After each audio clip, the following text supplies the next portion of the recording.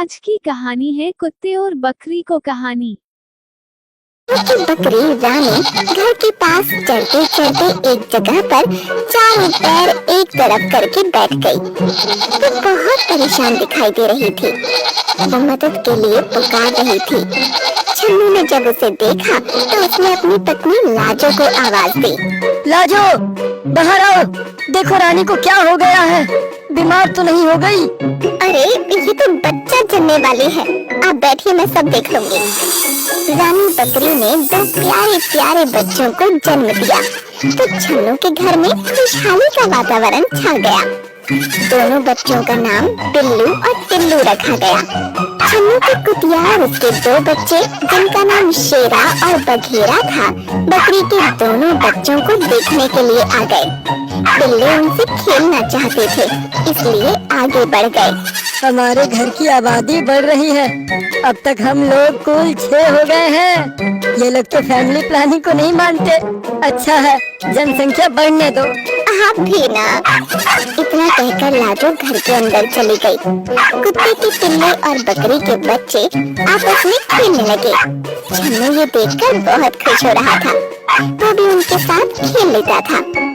उसे सब परिवार के सदस्य ही लगते थे। वो उनकी सुरक्षा का पूरा ध्यान रखता था। रात के समय बकरी रानी और उसके बच्चे एक कमरे के अंदर रहते। कभी कभी कुतिया और उसके बच्चे भी वहीं रहते थे।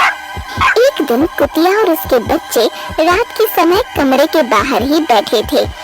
अचानक एक सियार छन्नू के घर की बाउंड्री के अंदर आ गया। कुतिया के कान खड़े हो गए। उसे अपने बच्चों की चिंता हो गई। उसने झट से शेरा और बघेरा को पीछे सुरक्षित स्थान पर भेज दिया और उनके आगे खुद सतर्क होकर बैठ गई। सियार ने रानी बकरी के कमरे में जाने की कोशिश की। वो बार बार दरवाजे को धकेलना चाहता था। जब दरवाजा नहीं खुला तो वो कुतिया और उसके बच्चों की तरफ मुड़ गया। कुतिया ने पूरी तरह से बच्चों को अपने पीछे सुरक्षा में ढक लिया। सियार आगे बढ़ा तो माँ कुतिया उससे लड़ पड़ी। दोनों में लड़ाई होने लगी। सियार बच्चों की तरफ जाने लगता तो कुतिया उस पर टूट पड़ती। अपने बच्चों को बचाने में उसकी जान पर बनाई। छन्नू तब तक डंडा लेकर बाहर आ गया। सियार वहाँ से भाग गया, लेकिन कुतिया पूरी तरह से घायल हो चुकी थी। आज तक कभी यहाँ सियार नहीं आया था, आज पहली बार ये खतरा सामने आ गया। यदि मुझे इसका अंदाजा होता तो मैं इन्हें भी कमरे के अंदर ही रखता। मेरी प्यारी कुतिया देखो पूरी तरह से घायल हो गई है। दोनों बच्चे शेरा और बघेरा आकर अपनी माँ को उठाने की कोशिश करने लगे। कुतिया हिल भी नहीं पा रही थी। माँ उठो, सियार भाग गया। तुमने बड़ी बहादुरी दिखाई, तुम कुछ बोल क्यों नहीं रही हो? हाँ माँ, कुछ तो बोलो, तुम्हें बहुत चोट लगी है। मैं चाट कर ठीक कर दूंगा। मेरी माँ बहुत बहादुर है। माँ उठ जाओ ना, मुझसे बातें करो ना।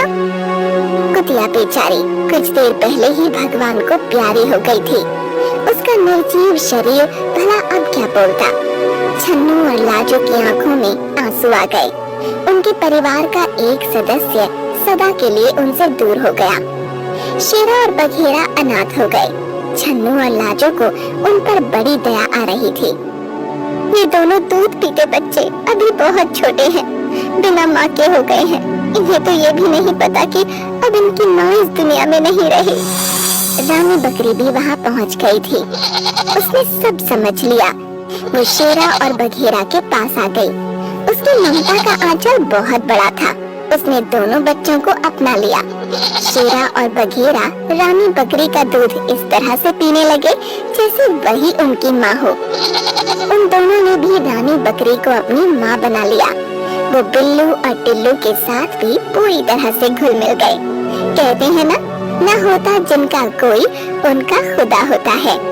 बिल्लों की माँ बकरी बन गई।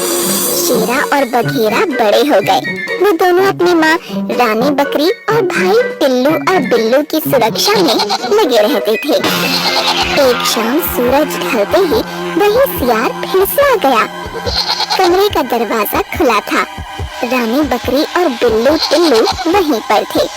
सियार जैसे ही आगे बिल्लू और टिल्लू की ओर बढ़ने जा रहा था, कि शेरा और बघेरा ने उस पर हमला बोल दिया। अच्छी कदकाठी के शेरा और बघेरा ने सियार पर जबरदस्त हमला कर दिया। सियार नीचे गिर गया और शेरा बघेरा फिर उस पर टूट पड़े। उन दोनों ने सियार को संभलने का मौका ही नहीं दिया और काट काट कर उसे मौत के घाट उतार दिया। इस तरह से उनके द्वारा रानी बकरी, टिल्लू और बिल्ली की सुरक्षा हो गई और उन्होंने अपनी माँ की मौत का बदला भी ले लिया।